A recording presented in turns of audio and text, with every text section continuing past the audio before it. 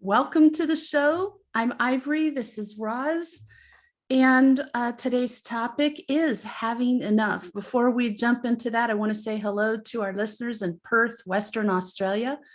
Thank you so much for following us, for listening week after week. We appreciate that. Delighted to know that you're listening. So Roz and I were just talking about it. Like, this is one of those topics that is very subjective, like what is enough, but in some ways it's not.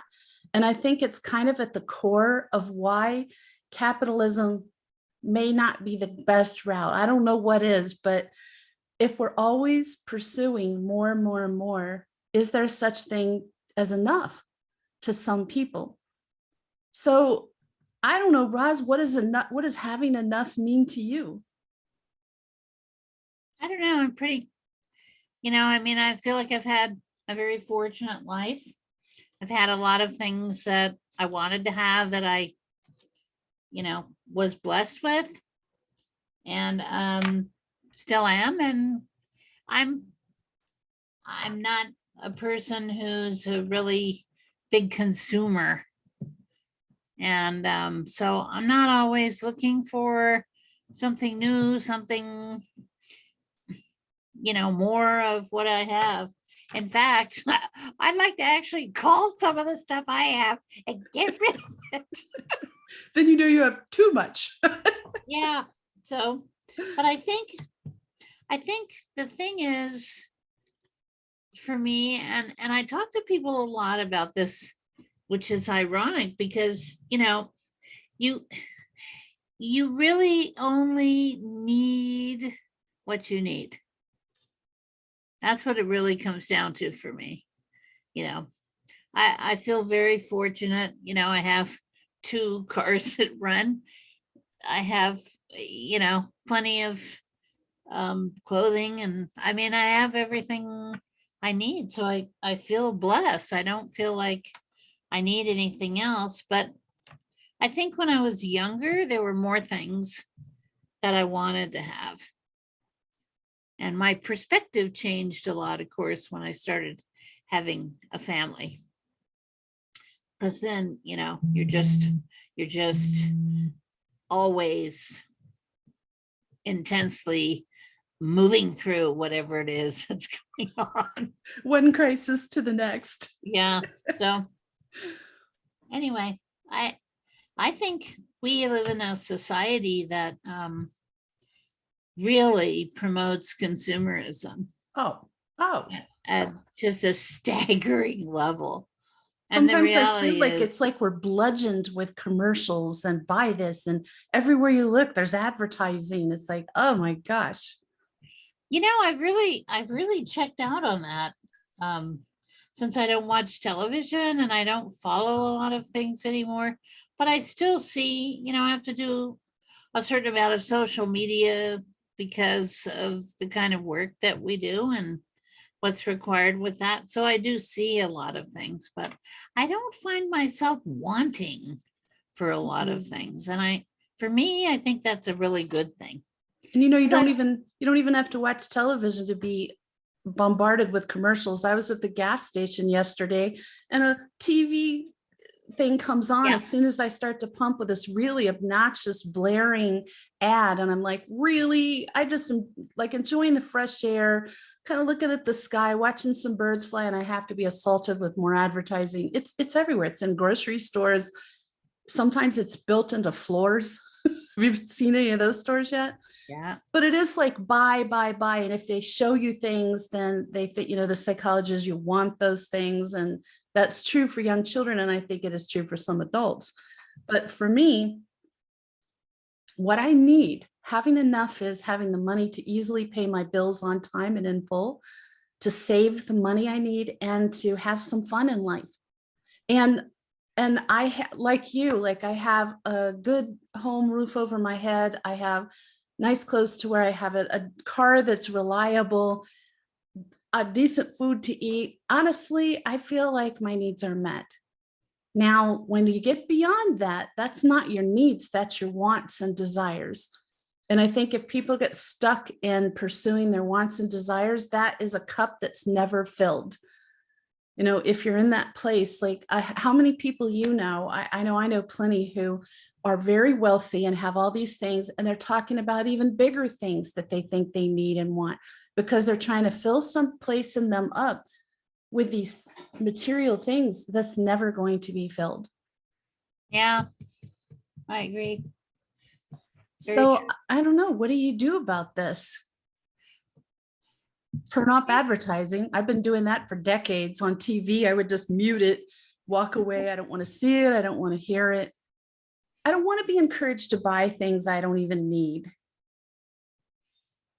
I think one thing that I do look at is like, if I had excess, if I had a tremendous amount of excess, I'd probably just want to help people with that.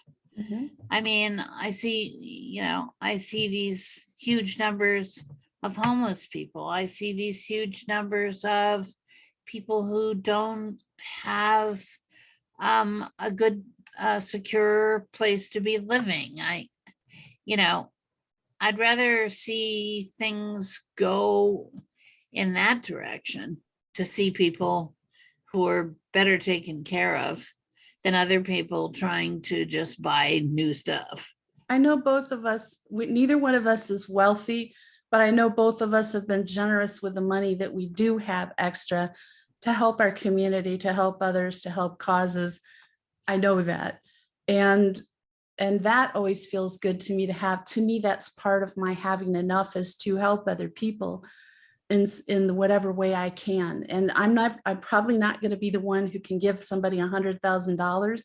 I don't think that's going to happen because I'm not really pursuing being rich. It's not a goal of mine to be rich. I think I'd like to be able to semi-retire someday, but I don't need to be rich to do it.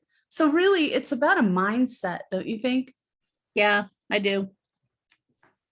And I think a lot of it also is about how you were raised and the priorities that you were raised with. Because I know a lot of people who have a lot more things than I have. And they were raised to think that they needed all those things. Mhm. And I just, that wasn't a priority that we had.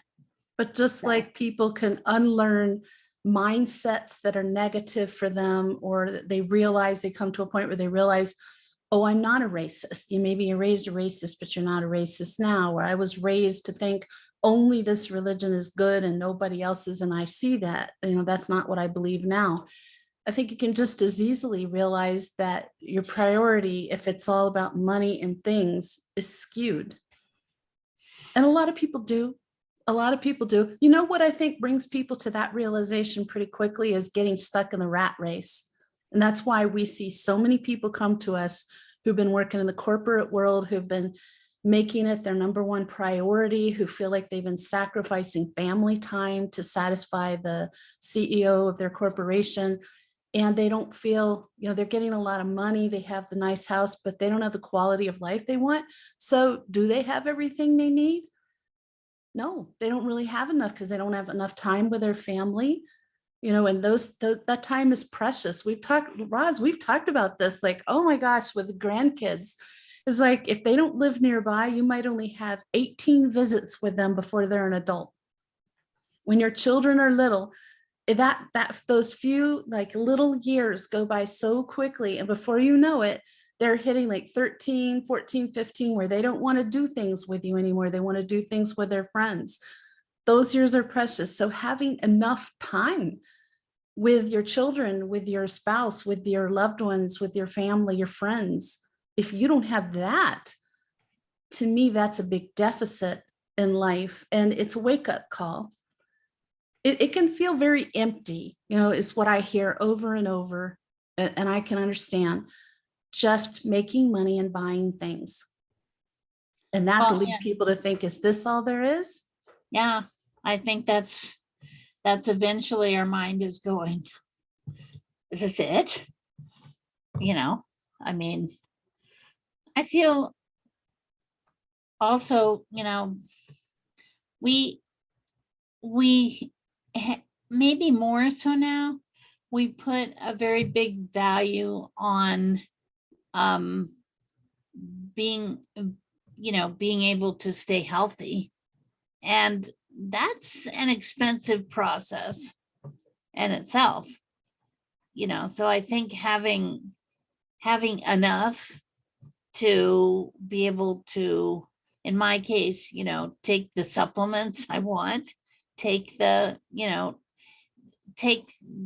kind of diet that I want to eat, where I've become, more focused on having that as a priority list. And of course, because of what we do, I mean, I meet a lot of people who are not healthy and they're struggling with that in whatever format.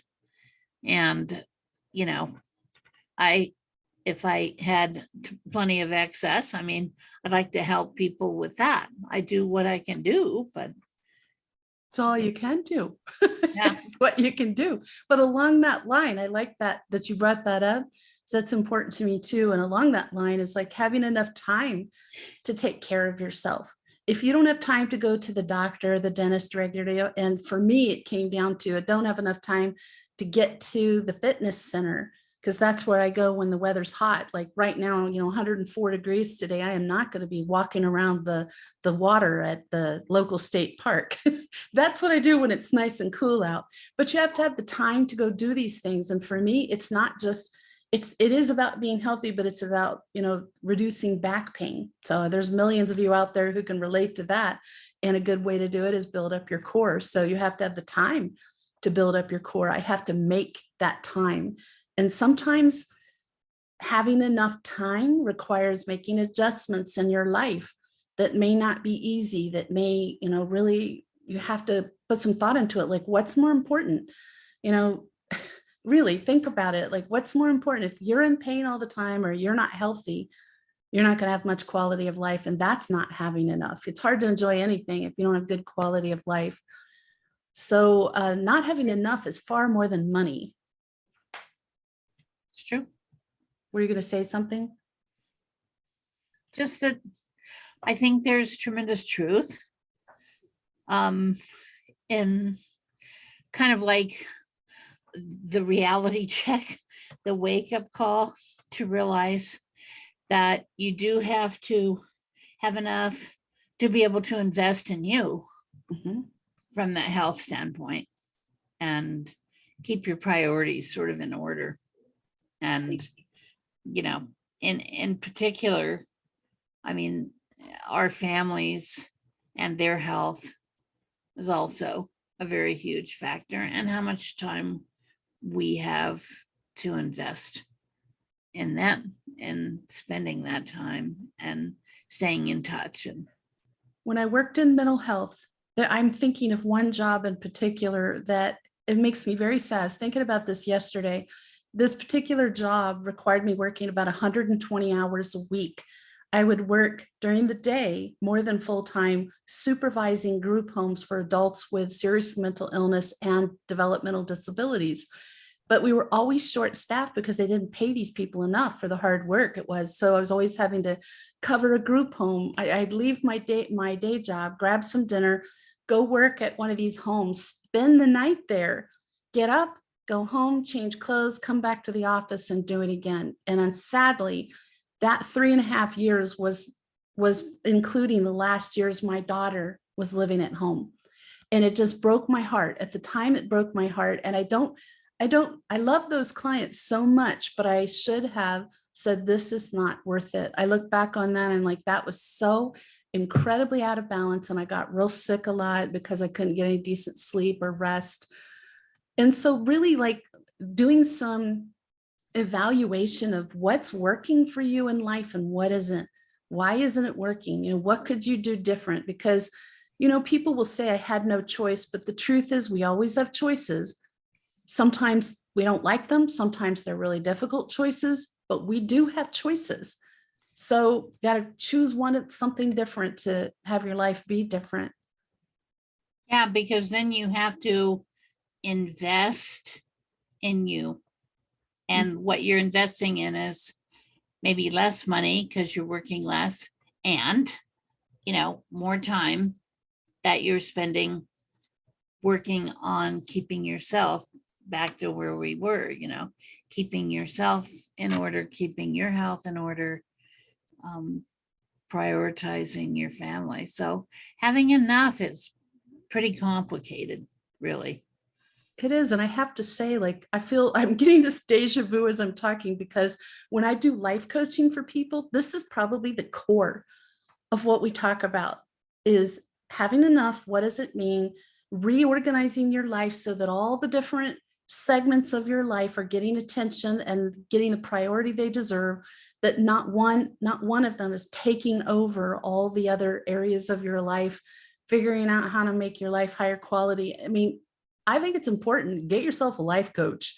If you've got issues in that area, because that's what they do, is help you get better quality of life, help you create the life you want.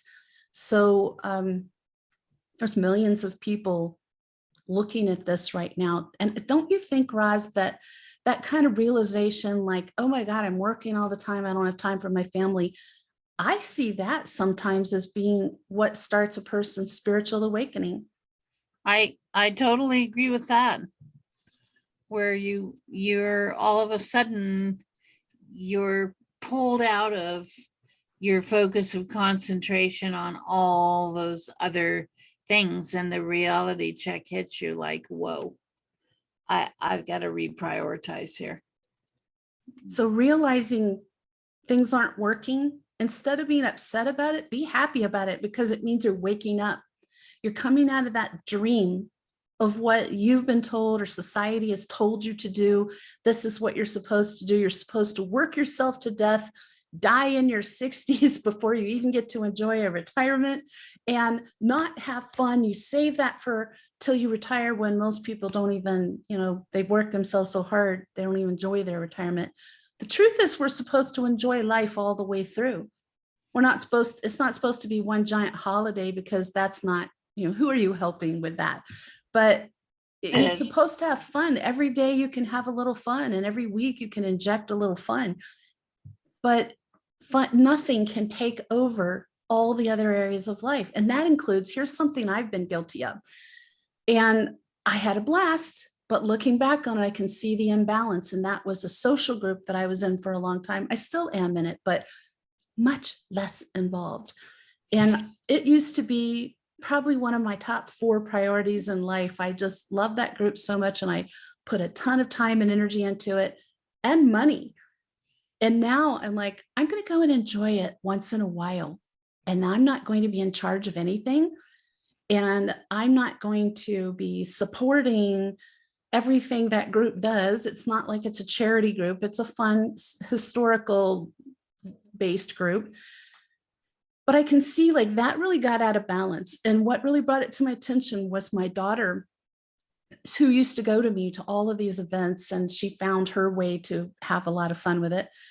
She said to her sons, when they were complaining, we have to go to that place with you. Do we always have to go with you?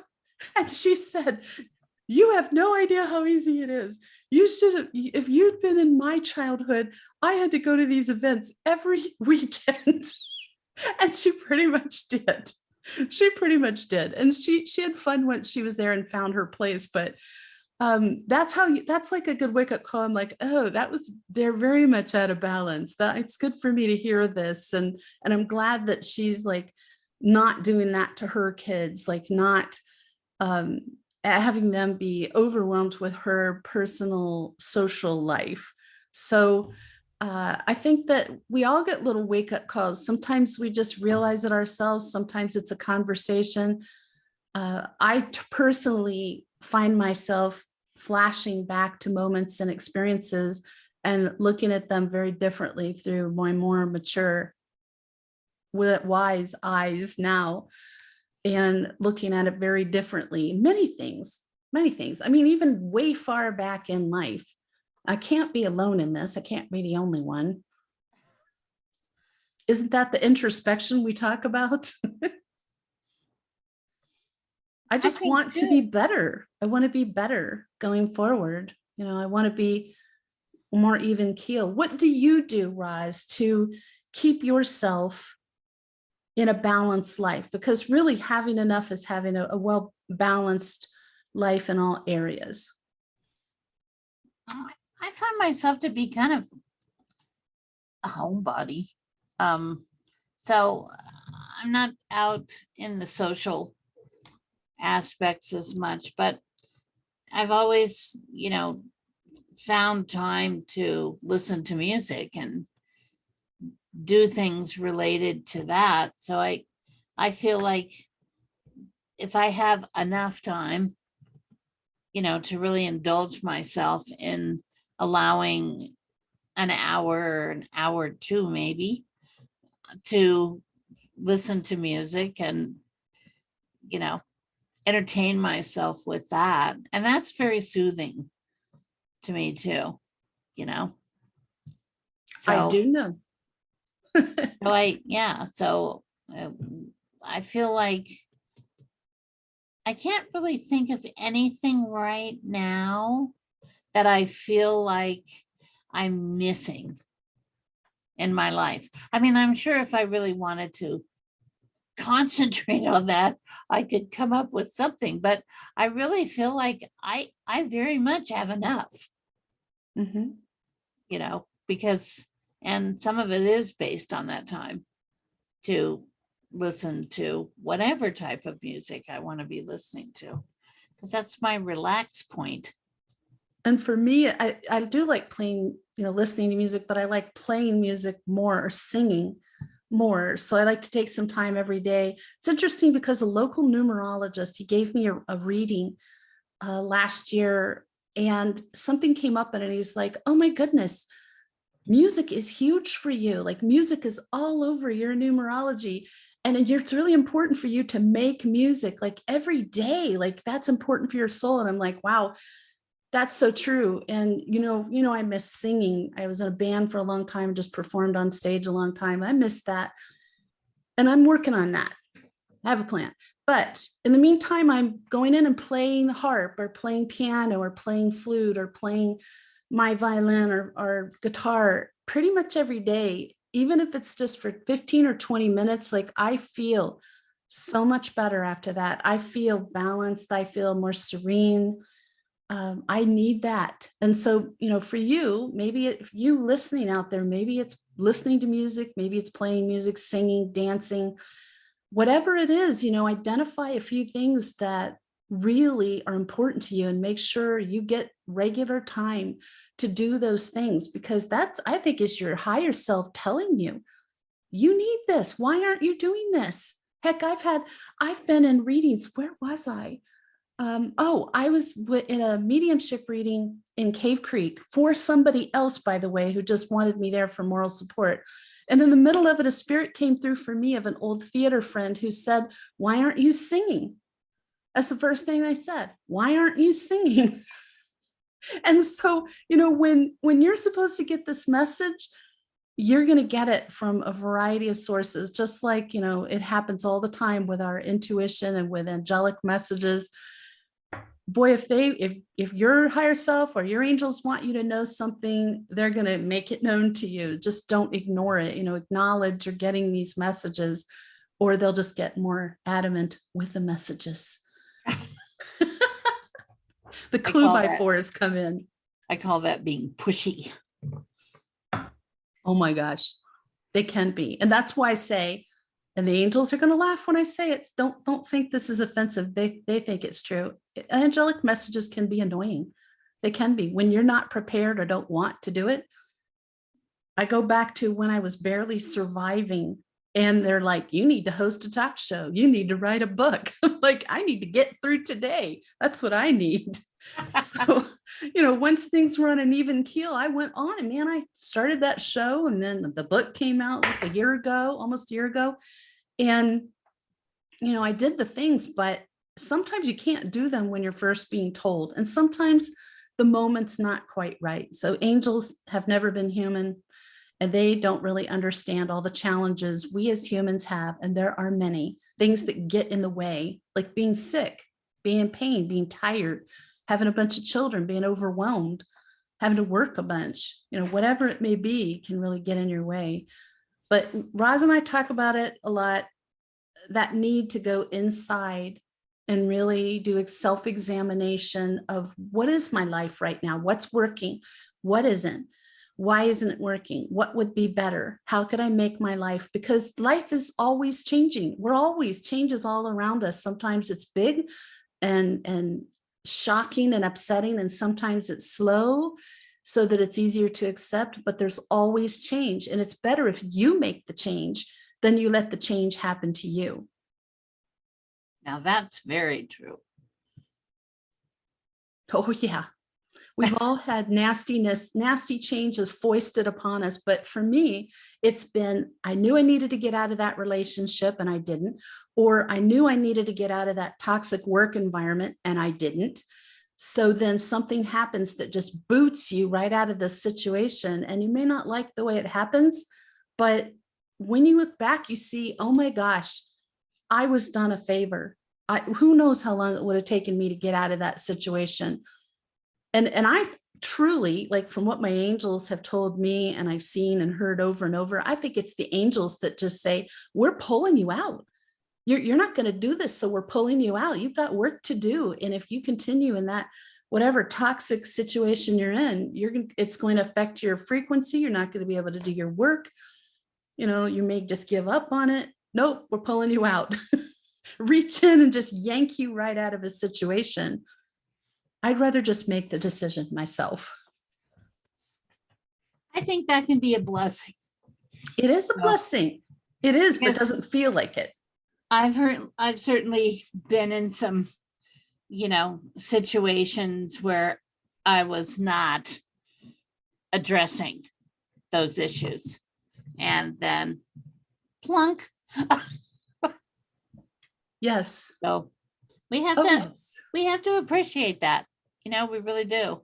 And we have to realize that, when we're not giving ourselves enough to really feel satisfied and emotionally balanced, and all that, it sometimes it takes that wake-up call of a situation just hitting you like boom. In my case, all of a sudden I'm doing something completely different than I was doing before. And that's a good thing, because it's a reality check. And let's talk about it. Sometimes on the reverse of that, if your angels want you to be doing something that would be better for you, that would provide more of the enough, they're going to put you in a situation. And an example of that is Roz. You did not want to come back to Sedona. You did not want to open another business, but your angels had different thoughts on that, didn't they? Very. And they weren't taking no. They certainly weren't shy about giving me direction. And I think shortly after you moved back is when we met. Yep. And, it's a funny thing, because I kept saying to numerous people and to myself, I'm never going back to Sedona. I'm not going back there. I'm not going to do this. But the reality is, a circumstance came along in my life that really forced it. And the next thing I knew, I was on my way back. And once I was on my way back, of course, it was all over. I kept saying to myself, I'm not doing this. You're like, oh yeah? Yeah. But, the reality is that's exactly what I was meant to do. So, and I really wasn't meant to have left in the first place. So, these are these realities that smack us in the face. And we have to look at ourselves and realize that we have avoided trying to do enough. And that was my case. And I think that's our angels, having enough requires you do the right things. You do the things that's part of your path, or not, avoid the things that are not part of your path. And we get smarter if we're doing it right and we're paying attention. We get wiser as we go along. And I know a whole lot more now than I did even in my 50s or 40s. I can see things a lot more clearly and look at things more logically, and definitely tap into intuition even better, and see that I fought a lot of my path, and I made my life more difficult than it should have been or could have been by fighting it and doing it my way. Like I talk about, like I kind of created dark nights of the soul for myself by doing that. And it took getting through that and realizing it and doing what my life path was to come to a place where I have enough. I really did not have enough. Like I struggled financially through most of my adult life because I worked for low income places that served low income and homeless. So I made very little money. I had good benefits, but I made very little money. And then I had a con man steal a bunch of money from me and had to start from scratch later in life. So, there's things that happen. So I just feel like now I really have enough, and I'm so grateful. And every day I'm just thanking my angels, thanking God specifically for the things I mentioned earlier. We think of those as like basic needs being covered, but those are our needs. The basic needs are our needs. The rest are wants and desires. So something to think about there. Roz, do you have some closing words on this topic? I think it's a really good kind of like a challenge to yourself to really look at your circumstance where you are and analyze that from the standpoint of, if I really have enough, what am I doing with the enough that I have?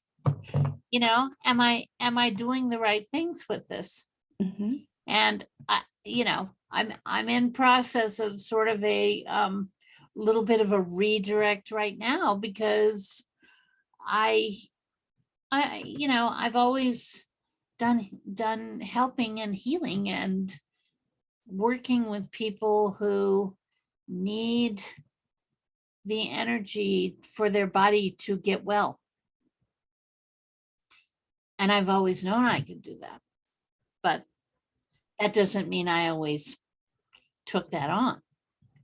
So, this has been a big redirect for me. And I do look at it, and I still think to myself, I need to keep my focus on this so that I am helping these people spiritually, emotionally, physically, because that's what I'm meant to be doing. Mm-hmm. And that I have to have enough energy. And, having enough just isn't about money and things. No. It's really about keeping your energy in the right place and knowing what you have to do that. And I think you and I both experienced that. Oh, yeah. Oh, yes, definitely. In this last couple of years. So for us, it's been kind of like a rebirth in a way. Mm-hmm. And like, I just want to say, I think if you feel like you're listening out there and you don't have time to address your spiritual journey, your spiritual side, that's a really good reason to examine your life and see where you could maybe put less emphasis on other things and other areas in your life and carve out that time, because it's imperative for you. It's why you're here, to grow personally and spiritually. So it's really important to have time to do it. And also it can let you step off the rat race. You don't have to be a hamster in a wheel, working, trying to cover, getting more stuff, then got to pay for that and take care of it, on and on it goes.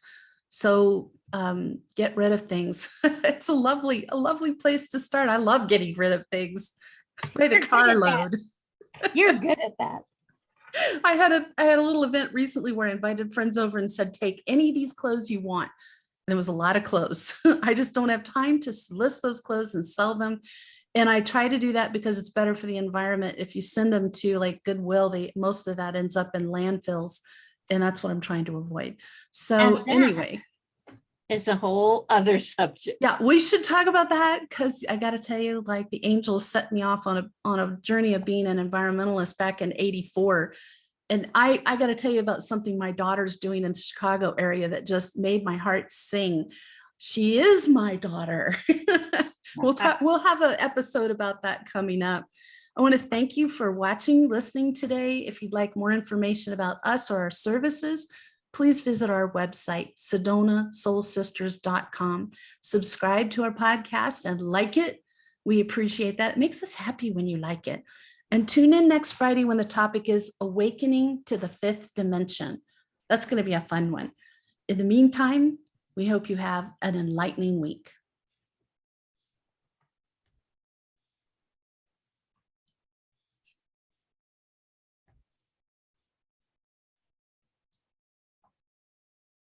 And we're going to sit here awkwardly because the button that I need to turn the podcast off is covered by a whole row of pop-ups that I have no idea why. So these things happen. Have a wonderful week.